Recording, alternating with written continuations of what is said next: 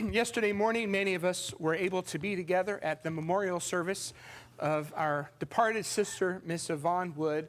And I know that the presence of so many of you was a great encouragement and meant a great deal to Miss Yvonne's family.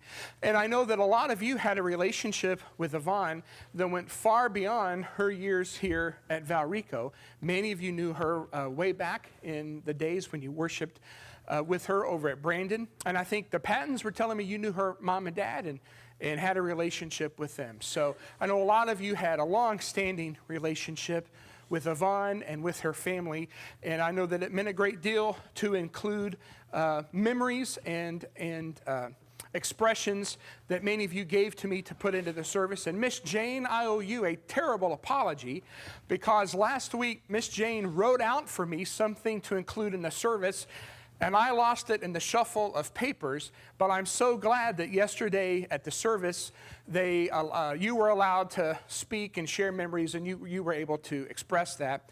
Which brings up something very unusual that happened yesterday. I've been preaching 30 years. I've done I don't know how many funerals, and I have never had what happened yesterday ever happen before. So when I got to the funeral home, the staff just, I don't know, they seemed a little off or disorganized. I'm not sure, maybe it was just me, but I just kind of brushed that aside. But I made sure to tell two different people, the director and also somebody else who worked there, that my service would end when I led prayer. When I led the prayer at the end of the service, that was the time to come in and dismiss everybody. So the service started, and I got up, and I presented the eulogy, and then at the end of the eulogy, I led prayer, and then I went over and I stood by the casket, and I looked up, and there was not a soul from the funeral home staff to be seen. Well, sometimes I know that they are listening from another room, and I thought, well, maybe this one's just a little bit further away than normal, and it's just taking them longer to walk. Nope. Nobody showed up. I stood there.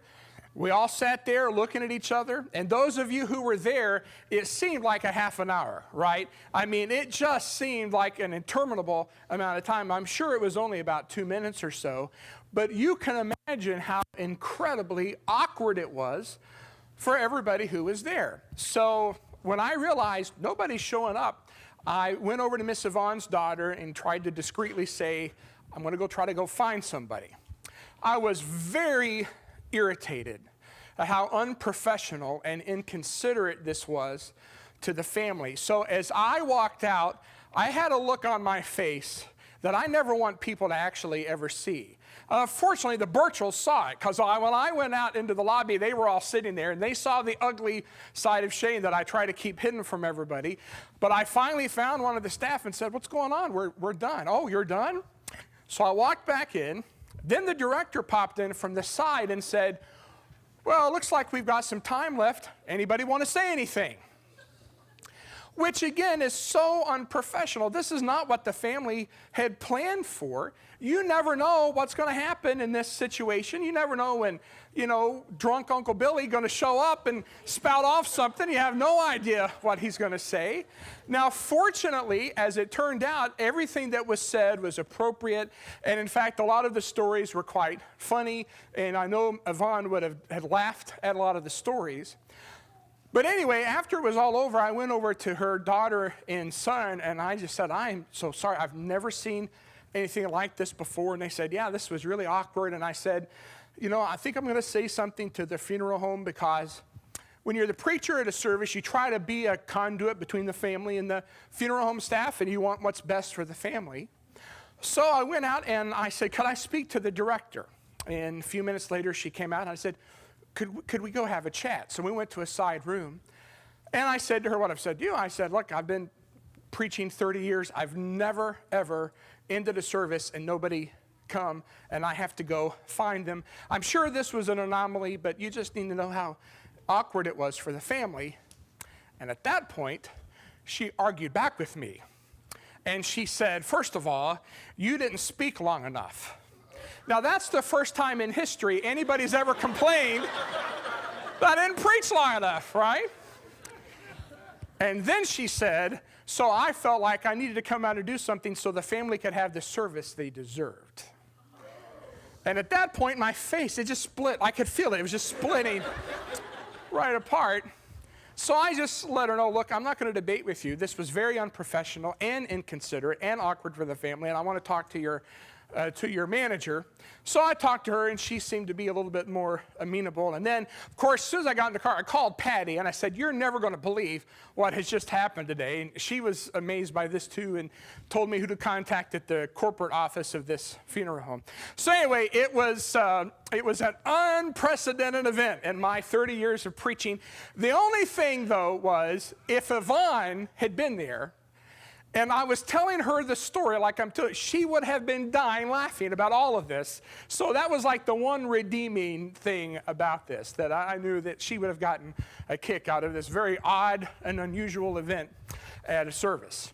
Well, that's actually the same sort of thing I want to talk with you about this morning. I want to talk about an unprecedented event in the ministry of Jesus, a very strange miracle. The miracle that Jay read for us in Mark chapter 8. If you'd like to turn back there, it's the miracle of this blind man's healing here in Mark chapter 8. There are several things in the passage that Jay read for us this morning that I think we would all have to agree are very odd in light of the ministry and miracles of Jesus. Let me point out some things to you that are very strange about this story. It says in verse 22, they came to Bethsaida, and some people brought to him a blind man and begged him to touch him. And he took the blind man by the hand and led him out of the village. And it says he spit on his eye. So that's the first thing that's unusual about this miracle. There's only one other time in the Gospel of Mark where Jesus spits on someone to heal them. That's a miracle described in the previous chapter, in chapter 7, involving a deaf man, where it says in verse 33, taking him aside from the crowd privately, he put his fingers into his ears and after spitting, touched his tongue. That's number one. Sometimes Jesus isn't even in the same room with people that he heals, much less put his hands on them, much less spit on them. That's odd detail number one. A second odd detail, look at verse 23, back over here to chapter 8. When he had spit on his eyes and laid his hands on him, he asked him, do you see anything? Think about this. In all of Jesus' other miracles of healing, he doesn't ask questions. He makes definitive proclamations like, go your way, your faith has healed you, or your faith has made you whole. But instead here, Jesus asks him, so what do you see at this point? And then third, and most strangely, the man is healed, but only partially. Notice he says in verse 24, I see people, but they look like trees walking. Some of you read the Lord of the Rings books or seen the movies, you remember the Ents. So it's like he can see people, but they're not very distinct. It's blurry. So it just kind of looks like giant trees walking. This is unusual because when Jesus heals people everywhere else, the healing is complete and instantaneous. It is especially strange in the Gospel of Mark, though, for this reason. If you've ever read anything about the Gospel of Mark, you know that the characteristic word of the Gospel of Mark is the word immediately, sometimes translated at once or straightway. That term in the Gospel of Mark is used 59 times, and remember, this book only has 16 chapters. 59 times saturated through this book is the word immediately. It is especially used in the stories of Jesus' healings. Let me show you some examples. Go back to chapter 1, one of the first miracles in the gospel, involving a man who was afflicted with leprosy. In Mark 1, verse 42, moved with pity, he stretched out his hand and touched him and said to him, I will be clean. And immediately the leprosy left him and he was made clean. Here's another story. Look in chapter 2 of the Gospel of Mark. This is his account of the healing of the paralytic. In Mark chapter 2, it says this in verse 11, I say to you, rise, pick up your bed and go home. And he rose and immediately picked up his bed and went out before them all, so that they were all amazed. Some of you have had hip replacements or knee replacements where you had to go through several weeks of physical therapy. Well, one of my mentors and dear friend in Christ, Billy Boyd, who I knew up in Illinois, Billy had to be put into an induced coma for over 100 days because he had such a severe case of pneumonia. And when he came out of that coma, he literally had to learn how to walk again. And it wasn't even a disease of paralysis for him. And yet this man, there's no rehab, there's no physical therapy. Jesus tells him, pick up your bed and walk, and immediately he does so. How about the miracle in chapter 4, the woman who had the bleeding disease? The Bible tells us in Mark chapter 5 that she had had this bleeding disease in verse 25 for 12 years, and that she had gone to every doctor and spent all of her money and couldn't get anybody to heal her. She touches the hem of Jesus' garment, and the Bible says in verse 29, immediately the flow of blood dried up, and she felt in her body she was healed of her disease. And oh, by the way, her story is sandwiched in with the story of a young girl who is 12 years old who dies. And the text says in verse 41 of the same chapter, taking her by the hand, he said to her, Talitha cumi, which means, little girl, I say to you, arise. And immediately the girl got up. So Jesus can heal leprosy immediately. Jesus can heal paralysis immediately. Jesus can heal hemorrhaging immediately. Jesus can bring the dead back to life immediately. But in the case of this blind man in Mark chapter 8, he touches him and he's only partially restored to his sight. It's a very strange, odd miracle. And what I want to do this morning is to think with you about why Jesus healed the man in the stages that he healed him in. If you go back to the account in Mark chapter 8, it says in verse 25, then Jesus laid his hands on his eyes again, and he opened his eyes, his sight was restored, and he saw everything clearly, and he sent him to his home saying, do not even enter the village. One thing we know for sure, whyever it is that this man was healed in two stages, it wasn't because Jesus lacked power.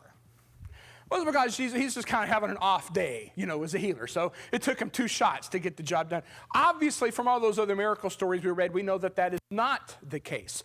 So there must have been some intent, right? There must have been some deliberate reason Jesus chose to do the miracle the way that he did. So the question I want us to contemplate is, why did he do it this way?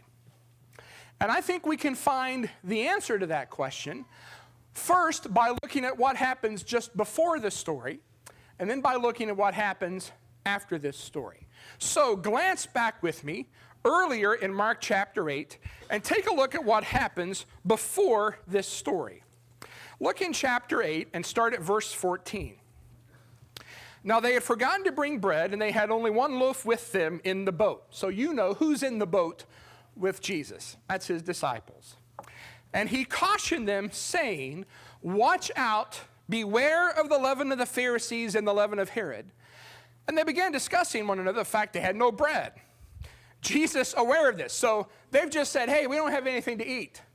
Jesus gives this dire spiritual warning, and their response is, we still don't have anything to eat. It's like they didn't really get what Jesus was saying. So he says in verse 17, why are you discussing the fact that you have no bread? Do you not yet perceive or understand? Are your hearts hardened? Listen, verse 18, having eyes, do you not see? And having ears, do you not hear? So what I want you to notice is that immediately preceding the story of the blind man healed in stages, we have a story in which Jesus says the disciples see, but they don't see. And they hear, but they don't hear. And remember how closely connected the miracle of the blind man in chapter 8 is with the miracle of the healing of the deaf man in chapter 7, both involving spit, with Jesus lays his hands on them.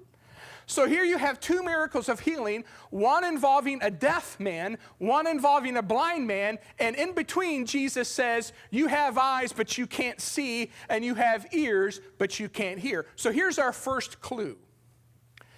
we recognize that the purpose of these miracles must somehow be connected to draw a line between the physical blindness and deafness of the blind man and deaf man and the spiritual blindness and deafness of the disciples who do not really clearly see and hear who and what Jesus is and what he teaches.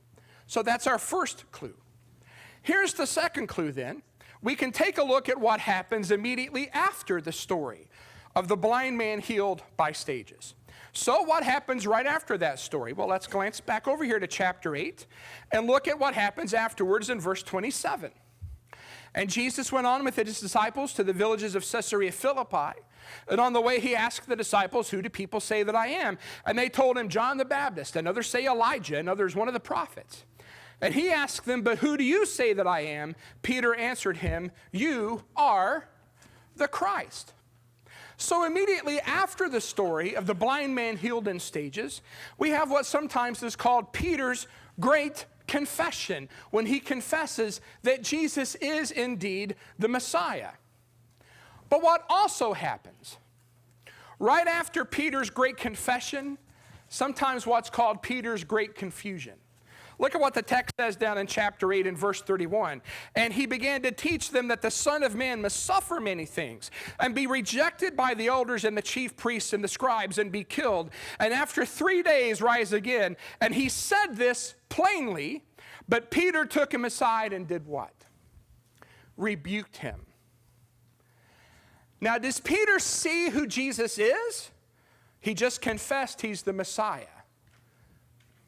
Does Peter see clearly what that means? He takes Jesus aside and begins to rebuke him. And Jesus, turning and seeing the disciples rebuke Peter and said, get behind me, Satan. You're not setting your mind on the things of God, but on the things of man. So here's what now is going to take place in the Gospel of Mark.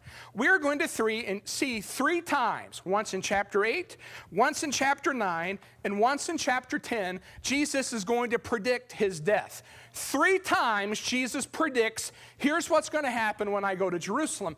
But also with each of those predictions, Jesus also teaches in one way or another about the cost of what it will mean to follow him.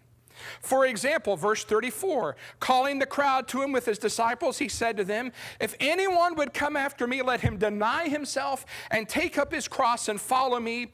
For whoever would save his life will lose it, but whoever loses his life for my sake and the gospel's sake will find it. Prediction 1, teaching 1. Look at the second one, over chapter 9. Do you see in chapter 9 in verse 30? They went on from there and passed through Galilee, and he did not want anyone to know, for he was teaching his disciples, saying to them, the Son of Man is going to be delivered into the hands of men, and they will kill him. And when he's killed, after 3 days, he will rise. But they did not understand this saying and were afraid to ask him. They hear, but they don't hear. They see, but they don't see. And so what Jesus then begins to do is to teach them about the cost of discipleship. Now, what precipitates that teaching is an argument. Do you see it mentioned in verse 33? He says, hey, what have you guys been talking about? In verse 34, they kept silent. You parents can identify with this, right? You hear a racket going on upstairs. You go upstairs, hey, kids, what's going on here? Nothing. Well, you know something was going on, and it wasn't any good. Well, the reason these guys dummy up is because in verse 34, they had been arguing with each other over the mere trifle of who's the greatest in the kingdom of heaven. I've never had that argument in my life. Have you? I mean, does that ever happen around the lunch table? Son, hey, guys, I'm just curious. Which one of us is the greatest? But these guys, probably because of their proximity to Jesus and because they can see he's the Messiah, start to have delusions of grandeur. They see, but they don't see. And so in verse 35, he sat down and called the 12 and said to them, if anyone would be first, he must be last of all and a servant of all. Prediction, that's found over in chapter 10. Look in Mark chapter 10, verse 32. They were on the road going up to Jerusalem, and Jesus was walking ahead of them, and they were amazed, and those who followed were afraid. And taking the 12 again, he began to tell them what was going to happen to him, saying, see, we are going to Jerusalem, And the Son of Man will be delivered over to the chief priests and the scribes, and they will condemn him to death and deliver him over to the Gentiles, and they will mock him and spit on him and flog him and kill him, and after 3 days he will rise. As explicitly spelled out as possible. Notice what happens in verse 35. James and John, the sons of Zebedee, come to Jesus and say, hey, we've got a favor. Would you do whatever we ask of you? Now, once again, parents, your kids come up to you, hey, mom, dad, would you do whatever we ask you to do? Of course, your immediate answer is no, because whatever it is, it must be trouble, right? And that's the case here as well. He says, what do you want? What do you want me to do for you? In the verse 36. And they said to him, grant to sit, one at your right hand and one at your left, in your glory. Here they think of the kingdom of God as a pecking order, and they want to have the most honored seats right next to the king. And Jesus says to them, you don't know what you're asking. And later it says in verse 41, when the 10 heard it, they began to be indignant at James and John. My guess is because they didn't think to ask first, right? James and John did. And then Jesus said to them in verse 42, you know that those who are considered rulers of the Gentiles lord it over them, and their great ones exercise authority over them. But it shall not be so among you, but whoever would be great among you must be your servant. And whoever would be first among you must be slave of all. For even the Son of Man came not to be served, but to serve, and to give his life as a ransom for many. So after the story of the blind man healed in stages, there are 3 predictions of the death of Jesus, but also 3 times where Jesus must teach about what it will really require to truly follow him if you understand the kind of king that he is. Do the disciples get this point yet? It's as if they can see Jesus, but they don't see Jesus clearly. It's as if they see Jesus as Messiah, but they have yet to make out the details of exactly what it's going to really mean to say he's the Messiah and to truly follow him. And then there's one more story, and that's found in chapter 10. Mark tells us about 2 miracles of healing. One takes place before Jesus' 3-fold prediction of his death and 3-fold teaching about discipleship. The second account takes place after those 3 predictions and 3 teachings. On the surface, the accounts begin virtually in identical language. Look at chapter 10 and verse 46. And they came to Jericho. May I remind you what it said back in chapter 8 and verse 22? And they came to Bethsaida. So at first glance, it sounds like, 2 stories? They're both going to be about a blind guy, and they start almost identically word for word. But then they become very different from each other. For example, in chapter 10 and verse 46, as he was leaving Jericho, by the way, Jericho is about 15 miles away from Jerusalem, which means we're getting really close to the very place where Jesus said 3 times terrible things were going to happen. As he was leaving Jericho with his disciples and a great crowd, Bartimaeus, the only person healed in all 4 Gospels who we are told the name of, Bartimaeus, a blind beggar, the son of Timaeus, was sitting by the roadside. And when he heard that it was Jesus of Nazareth, he began to cry out and say, Jesus, Son of David, have mercy on me. Here's another interesting little tidbit in the Gospel of Mark. Aside from a few stories where demons recognize who Jesus is, there are only 2 people in the Gospel of Mark who call Jesus by a messianic title. You know who they are because you've read them both already. Peter in Acts 8, you are the Christ. And now the blind man Bartimaeus in Mark 10, you are the Son of David. Which once again shows us there's going to be some connection to be drawn here between these stories involving the disciples and the healing of this blind man. Here's another interesting detail, it seems to me, about this blind man. Do you remember way back 15 minutes ago, 20 minutes ago when the sermon started? The first blind man had to be led to Jesus. He doesn't take the initiative. But in this case, Bartimaeus takes the initiative. When he hears that it is Jesus, he's the one who initiates the whole exchange by referring to Jesus as the Son of David. Other people seem to think he was troubling Jesus. Verse 48, many rebuked him, telling him to be silent, but he cried out all the more, Son of David, have mercy on me. And Jesus stopped. I think the New King James Version says he stood still. And it might not be too far to say Jesus stopped dead in his tracks. Here is someone, other than Peter, the only one, aside from those evil spirits who are afraid of Jesus, here is the only person who has the insight that recognizes who Jesus is. What this man lacks in physical eyesight, he has in more than abundance in spiritual insight. And so in verse 49, Jesus stopped and said, call him.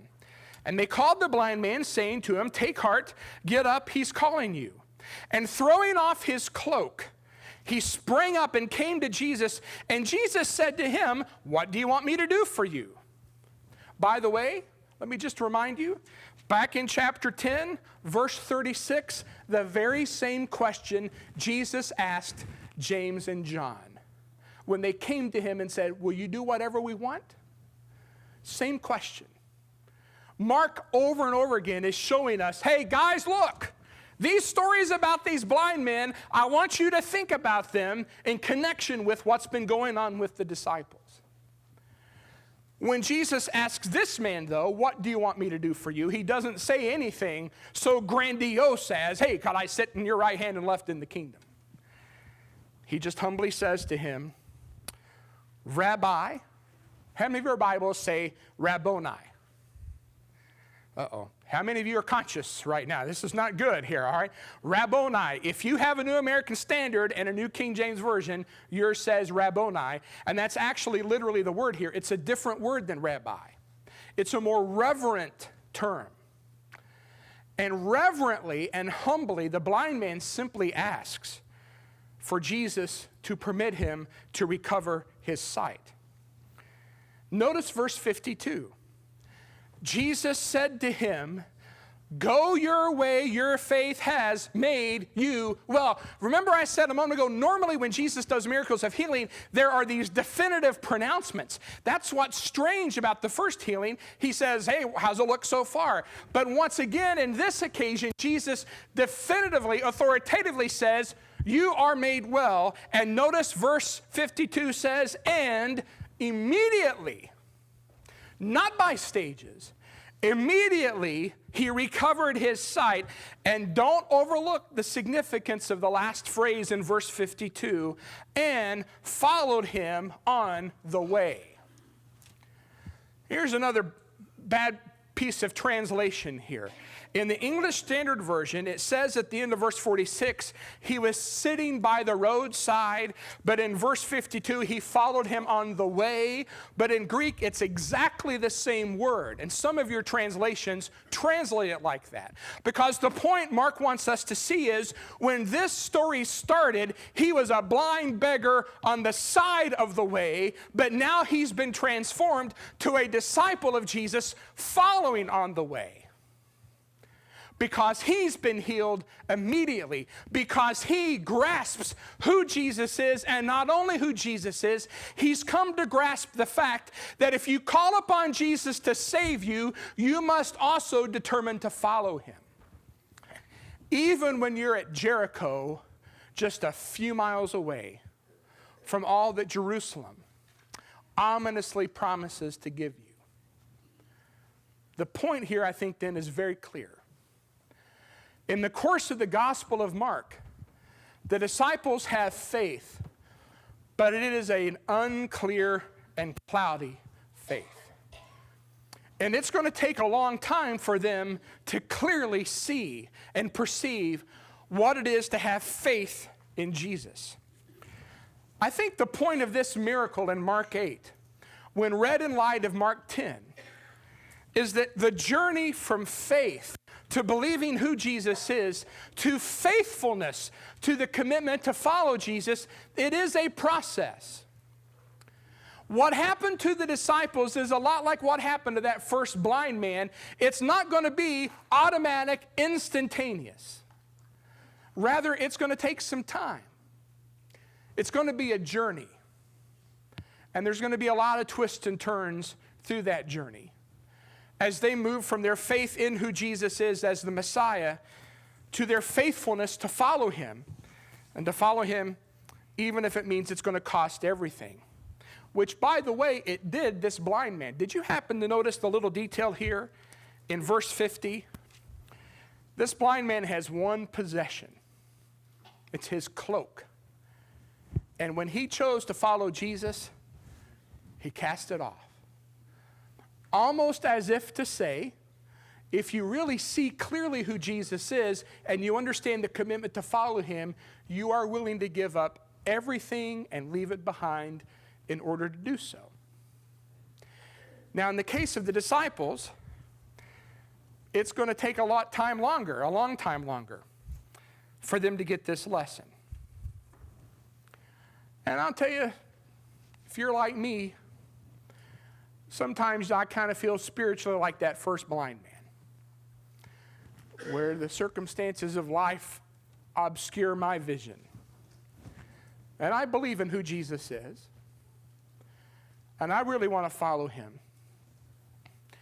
But sometimes I just can't really make out exactly how this is all supposed to work together. Well, I want you to take heart if you ever feel like that.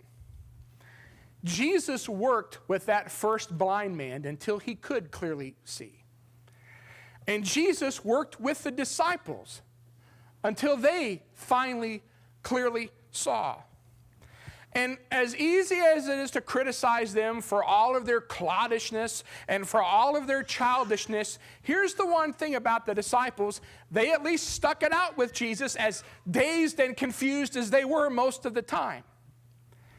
He transformed them from spiritual beggars who often wanted to stay on the side of the road, who would flee into the darkness of Gethsemane's garden. He still was committed to them and transformed them into people who, like this blind man, eventually were willing to follow Jesus on the way of the cross. And that's the lesson for all of us. Jesus is going to be committed to work with you as well.